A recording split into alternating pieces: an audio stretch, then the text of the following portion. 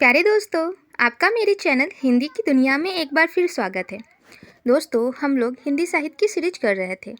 इसमें हम लोग हिंदी साहित्य को शुरू से पढ़ रहे थे ताकि हम किसी भी कॉम्पिटिटिव एग्ज़ाम में हिंदी साहित्य से जो भी प्रश्न आते हैं उसका उत्तर हम लोग अच्छे से दे सकें, चाहे वो क्वेश्चन छोटा हो या वो बड़ा हो। हिंदी साहित्य के इस सीरीज में दोस्तों आज हम पढ़ेंगे आदिकाल की प्रवृत्तियाँ। इससे पहले हम लोग आदिकाल का नामकरण, काल की जो पृष्ठभूमि थी वो सारे हम पढ़ चुके हैं। आप मेरे प्लेलिस्ट में जाके उन वीडियो को देख सकते हैं और अपनी पढ़ाई को और मजबूत कर सकते हैं। तो चलिए शुरू करते हैं आज का वीडियो, आदिकाल की प्रवृत्तियाँ। दोस्तों, आदिकाल की पृष्ठभूमि के समय ही हम लोग देखे थे कि जो आदिकाल का समय था वो कैसा समय था। राजनीतिक विषमता का समय था, सामाजिक विषमता का समय था और इस काल में हर तरह के असंतुलन हमें देखने को मिले थे, चाहे वो समाज में हो, धर्म में हो, राजनीतिक तौर पे हो, आर्थिक तौर पे, हर तरफ असंतुलन ही फैला हुआ था।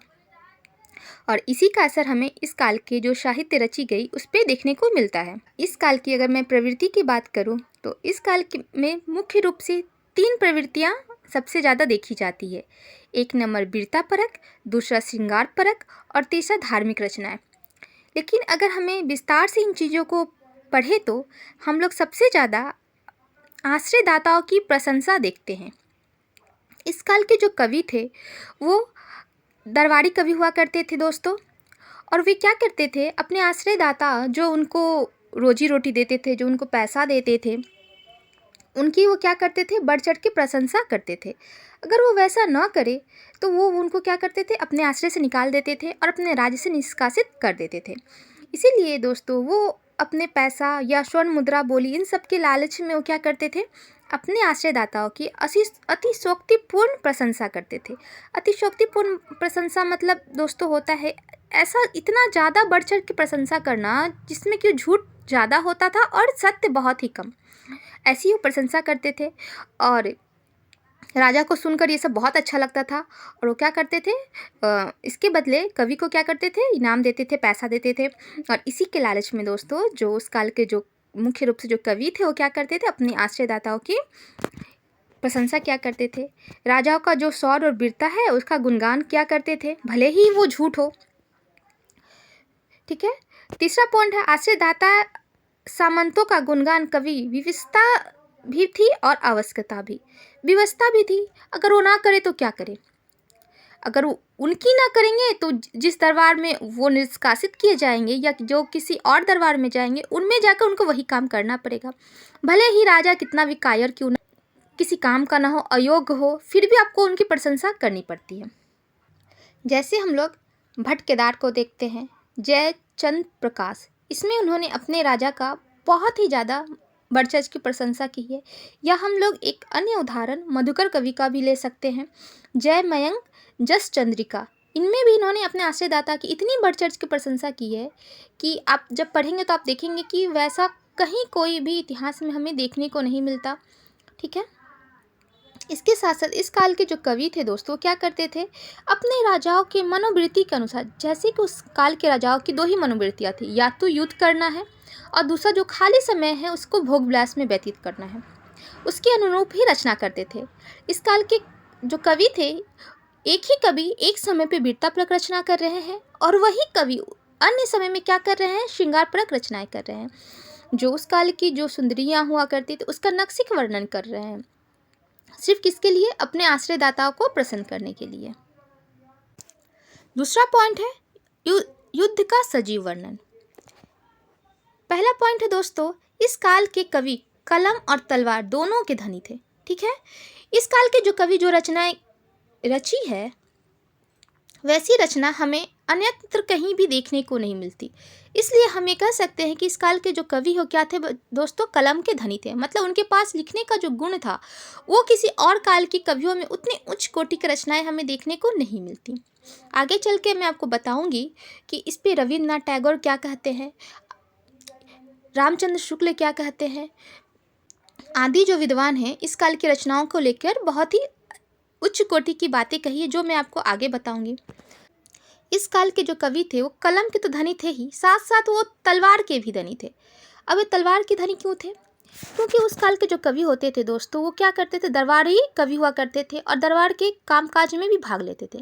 अगर आप दरबार के कामकाज में भाग लेंगे तो निश्चित ही आपको युद्ध में भी जाना पड़ेगा। तो उस काल के जो कवि होते थे वो कलम के साथ साथ तलवार चलाना भी जानते थे। उनकी वो नितांत आवश्यकता थी कि आपको युद्ध में भाग लेना पड़ेगा। जैसे कि हम लोग अगर पृथ्वीराज चौहान की बात करें तो उनके जो दोस्त थे चंद्रवट दाई, जिन्होंने पृथ्वीराज रासो की रचना की है, वे भी अपने राजा के साथ अनेक युद्धों में भाग लिए हैं। इस कारण उस काल के जो कवि थे युद्धों में भाग लेने के कारण क्या करते थे, जो युद्ध का जो वर्णन करते थे वो क्या होता था दोस्तों, बहुत ही सजीव होता था। युद्धों का वर्णन काल्पनिक जनक ना होकर क्या प्रत्यक्ष अनुभूति से वास्तविकता हो गया। क्योंकि जब वो प्रत्यक्ष देख रहे हैं कि युद्ध कैसे लड़ा जा रहा है, तलवारों की टनटनाहट सुन रहे हैं, घोड़े की घड़घड़ाहट सुन रहे हैं, और लहू का वो विनाश देख रहे हैं, लोगों की मृत्यु देख रहे हैं, तो निश्चित ही वो जो सीन है, वो जो दृश्य है, वो उनके काव्य में उभर के आना ही था। क्योंकि वो एक तो कलम के धनी है, उनके पास रचना करने की क्षमता है, और दूसरा उनके पास साक्षात दर्शन है। इन दोनों को मिला के उन्होंने जो रचनाएं रची, उसमें हम लोग क्या देखते हैं, युद्ध का जो वर्णन किए उन लोगों ने वो बहुत ही ज़्यादा सजीव मिलता है। इस पे दोस्तों रविन्द्रनाथ टैगोर क्या कहते हैं इस संदर्भ में, कि भक्ति रस काव्य तो भारत की प्रत्येक भाषा में किसी न किसी कोटि का पाया जाता है। मतलब जब हम लोग भक्ति काल की बात करें, भक्ति की बात करें, तो वो हर एक काल में हमें कहीं ना कहीं देखने को मिलता है। यहाँ तक कि आधुनिक काल में भी हमें भक्ति पर रचनाएं मिल जाती है, रीति काल में भी मिल जाती है, भक्ति काल तो है ही, और वीर गाथा काल में भी मिल जाती है। इससे पहले भी हमें अवभ्रंश साहित्य में भक्ति की रचना देखने को मिलती है। रामकृष्ण को लेकर प्रत्येक काल प्रांत में निम्न या उच्च कोटि का साहित्य उत्पन्न किया है। ठीक है दोस्तों, सारे अपने आराध्य को लेके जो विभिन्न तरह की साहित्य रचना किए हैं, कोई उच्च कोटि का साहित्य रचना किया है, कोई निम्न कोटि का, लेकिन प्राय सभी जो रचनाकार हैं वो अपने आराध्य देव को लेकर साहित्य की रचना किए हैं। किंतु राजस्थान ने अपने रक्त से जो साहित्य लिखा है उसकी समता का साहित्य अनंत कहीं नहीं मिलता। दोस्तों, उस काल में राजस्थान में जो कवि हुए हैं, उसके आसपास जो कवि हुए हैं, जो कि युद्धों में अपने राजा के साथ भाग लेते थे, उन्होंने जो साहित्य की रचना कर दी है वो कहीं और हमें देखने को नहीं मिलता। इसका मुख्य कारण क्या दोस्तों रविन्द्रनाथ बताते हैं? इसका मुख्य कारण है कि उन लोगों का काव्य है जिन्होंने तलवार के आघात अपने मस्तक पे झेले हैं। क्या कारण है कि वो तलवार से लड़ाई किए हैं, तलवार को अपने जो उसका जो आघात है वो झेले हैं वो लोग, मतलब वो युद्ध में भाग लिए हैं। इस कारण जो उनका काव्य है उसमें युद्धों का सजीव चित्रण मिलता है। दोस्तों, तीसरा पॉइंट है वीर और श्रृंगार रस की प्रधानता। इस काल में दोस्तों दो तरह की साहित्य सबसे ज़्यादा रचे गए, एक तो वीरता परक और दूसरा श्रृंगार परक। इन दोनों की प्रधानता इस काल के साहित्य में हमें देखने को मिलती है। अगर हम लोग वीर परक का एक उदाहरण ले तो क्या है वो, 12 बरस ले कुकुर जीवे और 13 ले जीवे सियार, बरस 18 क्षत्रिय जिए, आगे जिए को धिक्कार। दोस्तों, ये जो कोटेशन दोस्तों ये वीर गाथा काल का है। आप इसे पढ़ के आप समझ सकते हैं कि उस समय की जो वीर परक जो रचनाएं की जाती थी वो किस कोटि की थी, किस उन्नत कोटि की रचना थी, जिसमें कहा गया है कि जो 12 वर्ष ले कौन जीता बेटा, कुत्ते लोग जीते हैं, और 13 तक कौन जीता है, सियार। क्षत्रिय सिर्फ 18 वर्ष जीते हैं। कहा जाता है बच्चों जो जवानी होती है वो 18 साल की होती है, और वो 18 साल क्यों जीते हैं, सिर्फ युद्ध करने के लिए। और उस युद्ध में अगर वो मर गए तब तो वीर गति को प्राप्त हो गए, अमर हो गए, लेकिन अगर वो किसी तरह वो बच जा रहे तो उनके आगे के जीवन को बच्चों क्या हो जाता है, वो धिक्कार है, क्योंकि आगे के उम्र में उन्हें युद्ध करना नहीं पड़ेगा। इसलिए उस काल के जो वीर होते हैं वो अपने सिर्फ 18 साल ही अपनी उम्र मांगते हैं, ताकि इन अपने 18 साल जवानी तक जिए और उसके बाद वो मर जाए। कैसे मरे, युद्ध में शहीद हो जाए, ताकि उन्हें लोग अमर कहें। तो सोचिए उस समय के जो साहित्यकार थे, जो रचनाकार थे, वो कितने उच्च कोटि की वीरतापरक रचनाएं रचे हैं। और ऐसी मनोवृत्ति दोस्तों सिर्फ हमें उस काल के मनुष्य में ही नहीं देखने को मिली, उस काल के जो औरतें हैं दोस्तों वो भी उतनी ही वीरतापरक रचनाएं रची है। उनके अंदर भी जो मनोवृत्ति है उसमें भी इसी प्रकार की जो वीरता है वो देखने को मिलती है। उस समय जो रानियां होती थी दोस्तों, वो अपने जो राजा होते थे या जो उनके जो सैनिक होते थे, उनको जब युद्ध के लिए विदा करती थी तो वो आंसू नहीं बहाती थी दोस्तों। वो क्या करती थी, वो उनको युद्ध में जाने से पहले तिलक करती थी, उनके को खुद तलवार देती थी और उनको वो साहस देती थी कि आप जाइए, आप युद्ध में लड़िए, मैं यहाँ आपका इंतज़ार कर रही हूँ, आपको युद्ध से डरने की कोई ज़रूरत नहीं। क्योंकि उस समय में जो युद्ध था वही उस काल के लोगों का मुख्य कर्म था।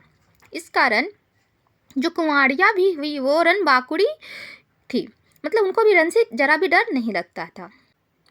दोस्तों, वीरता के अलावा श्रृंगार की भी प्रधानता थी, क्योंकि उस काल के जो राजा थे उनका बस दो ही मनोवृत्ति थी, या तो युद्ध करना है, और अगर युद्ध नहीं कर रहे हैं तो जो बचा समय उसको भोग विलास श्रृंगार में बिताना है।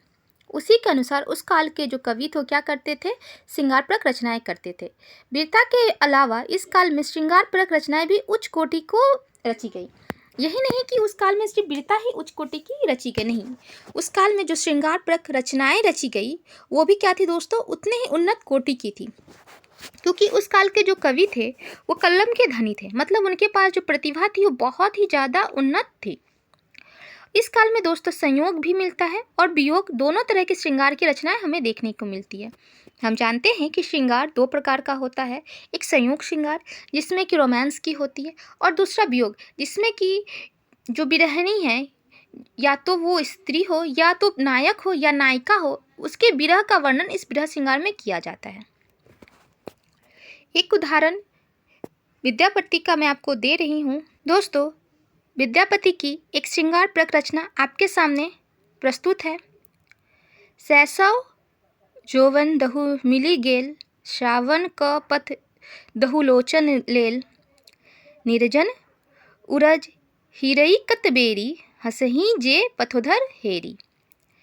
तो ये विद्यापति द्वारा रचित एक संयोग श्रृंगार है, जिसमें आप एक नवयुवती के श्रृंगार का वो वर्णन कर रहे हैं। चौथा है दोस्तों प्रकृति का चित्रण। इस काल के जो कवि थे वो अपनी कला को और भी ज़्यादा निखारने के लिए प्रकृति का जो क्या करते थे दोस्तों, वर्णन किया है। इस काल के कवियों ने प्रकृति का आलंबन और उद्दीपन दोनों रूपों का वर्णन किया है। कभी वो प्रकृति का आलंबन रूप में चित्रण कर रहे हैं ताकि उनका जो श्रृंगार है वो वास्तविक लगे, कभी वो उद्दीपन रूप में चित्रण कर रहे हैं। लेकिन दोस्तों ये दोनों तरह का जो चित्रण था वो ज़्यादा स्वाभाविक ना होके काल्पनिक था। ठीक है दोस्तों, तो इस काल के जो कवि की जो रचनाएं हमें ज़्यादातर देखने को मिलती है वो काल्पनिक देखने को मिलती है। इस काल की में पहली बार 12 मासा चित्रण मिलता है। 12 मासा दोस्तों क्या होता है, 12 मासा होता है 12 मासों में जो विरहिणी थे उसके वियोग का चित्रण। और ये विरह कैसा है कि जो नायिका है और उसका जो नायक है वो कहाँ गया है, युद्ध में चला गया है, या तो उसे रूठ के चला गया है और उसके विरह में नायिका का दिन और या समय नहीं कट रहा है। वो 12 मास में उसके जो विरह है उसको और प्रज्वलित कर दे रही है। जैसे चैत का महीना है तो उसमें जो ठंडी ठंडी हवा चलती है उसमें उसका विरह को और बढ़ जाता है। उसके बाद बैसाख आता है, उसके बाद जेठ आता है। जेठ में जो तपती धूप है उसके कारण उसका बदन भी और ज़्यादा उसके वियोग में तपने लगता है। इसके बाद धीरे धीरे सावन का महीना आता है। हम लोग सब जानते हैं कि सावन का महीना रोमांस का महीना होता है और उस महीने में भी उस गृहिणी को अपने साजन के बिना रहना पड़ता है। तो ये सारे जो हर महीने का जो वर्णन है इस काल के जो कवि हुए हैं वो हर एक महीने में एक गृहिणी के जो विरह है उसका वर्णन किए हैं। एक उदाहरण दोस्तों आपके सामने प्रस्तुत है। इनी परी कोयली कुजई पूजई युवती मनोर, विधुर वियोगिनी धुरई कुजई मरयम किशोर। ठीक है दोस्तों, तो इस समय हम देख रहे हैं इस काल के जो कवि थे वो प्रकृति का भी वैसा ही उत्कृष्ट वर्णन किए हैं, लेकिन ये वर्णन दोस्तों काल्पनिक है। इसके बाद दोस्तों पांचवा है ऐतिहासिकता का अभाव। मतलब इस काल में जो रचनाएं रची गई वो कल्पना को प्रधानता थी, ठीक है ना। मतलब इस काल के जो कवि जो रचना किए उनमें क्या था दोस्तों, ऐतिहासिकता का पूर्ण रूप से अभाव था। हमें कहीं भी उनकी रचनाओं में ऐतिहासिकता मिलती ही नहीं है। जैसे कि उस काल के जो कवि थे वो क्या कर रहे हैं, अपने आश्रयदाताओं को किसी अन्य काल के राजाओं के साथ युद्ध करते दिखा रहे हैं। यहाँ तक कि इतनी ज़्यादा काल्पनिकता हो गई है कि उस काल के जो कवि है वो क्या दिखा रहे हैं कि उनके जो आश्रयदाता हैं वो राजा राम के साथ युद्ध कर रहे हैं, भगवान कृष्ण के साथ युद्ध कर रहे हैं। और अतिशयोक्ति भी तब हो जा रही है जब उस काल के जो कवि थे उनमें वो उन सारे राजाओं को हराकर अपने अपने आश्रयदाता की वीरता का बखान कर रहे हैं और युद्ध में उनके जीत का वर्णन कर रहे हैं। तो इस तरह की जो काल्पनिकता थी इसमें ऐतिहासिकता का नितांत अभाव ही मिलता है हमें। दूसरा पॉइंट है, इस काल की रचना में इतिहास प्रसिद्ध नायकों का भी चित्रण मिलता है किंतु इसका वर्णन ऐतिहासिक नहीं है। जब आप युद्ध में दिखाएंगे कि आपके जो आश्रयदाता हैं वो भगवान राम के साथ युद्ध कर रहे हैं और युद्ध में वो राम को हरा दे रहे हैं, तो इसमें आपको ऐतिहासिकता कहाँ मिल सकती है, बताइए आप ही।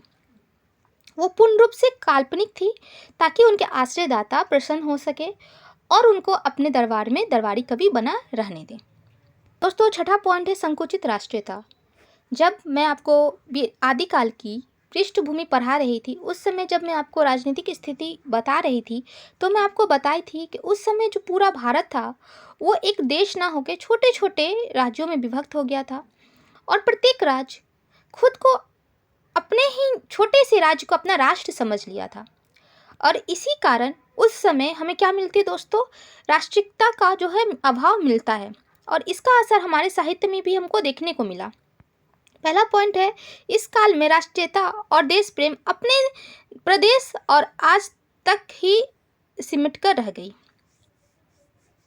ये अपने तक होगा दोस्तों, ठीक है। तो इस काल में क्या हुआ था दोस्तों कि जो कवि थे वो सिर्फ अपने ही राजा का बखान कर रहे हैं, पड़ोसी राज्य की बुराई कर रहे हैं, पड़ोसी राजा के साथ युद्ध में उनका हार दिखा रहे हैं, उनकी कमियां का बखान कर रहे हैं। तो जो राष्ट्रीयता थी वो दोस्तों सिर्फ अपने राज तक ही सिमट के रह गई थी। दूसरा है, पड़ोसी राजा के उत्कर्ष अपकर्ष से पड़ोसी राजा का कोई साहूकार नहीं था। अगर हमारे आस पड़ोस का अगर कोई राजा किसी अन्य राजा के साथ युद्ध में जीत रहा है या हार रहा है तो उससे उस समय के जो राजा थे उनको कोई असर नहीं पड़ता था और यही मुख्य कारण था उनकी राष्ट्रीयता की कमी का। तीसरा पॉइंट है, राजा का आपसी संघर्ष ही राष्ट्रीयता के अभाव का कारण बना। इन्हीं सब प्रकार का जो उनकी जो मानसिकता थी कि सिर्फ अपने एक छोटे से क्षेत्र को ही अपना राष्ट्र समझ लेना, वही जो था वो मुख्य कारण था इस संकुचित राष्ट्रीयता का। सातवां है दोस्तों जनजीवन के चित्रण का अभाव। इसका अभाव हमें वीरगाथा काल में बहुत ही ज़्यादा देखने को मिला कि उस काल के जो कवि थे वो समाज से पूरे कटे हुए थे। उस समय समाज में क्या घटित हो रहा है, आम जनता है वो किस दुख दर्द से गुजर रही है, किन परेशानी से गुजर रही है, उनका उस काल के कवियों से कोई लेना देना नहीं था। जब हम भक्ति परक रचना देखते हैं तो हम देखते हैं कि उस काल में जो रचनाएं रची गई वो मुख्य रूप से समाज के ऊपर रची गई, न कि राजा के ऊपर।